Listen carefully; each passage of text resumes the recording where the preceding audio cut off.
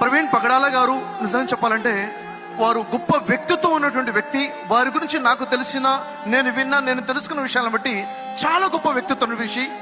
అందరూ అనుకుంటుందంటే ప్రవీణ్ పగడాల గారు ఇప్పుడు మన మధ్యలో లేరు అనుకుంటున్నారు.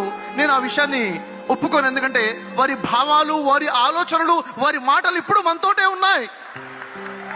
అయితే నేను ఇక్కడ మీ అందరినీ కోరుతుంది, దైవజనులందరూ నేను కోరుతుంది, మనలో ఎంతమంది ప్రవీణ్ పగడాల గారి భావాలతో పాటు నిల్చున్నాం? చేయొద్దండి.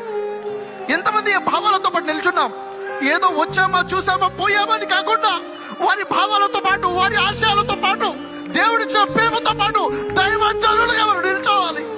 ఎందుకంటే ఇహలోకం శాశ్వతం కాదు, పరలోకం నిత్య జీవమే శాశ్వతమైనది.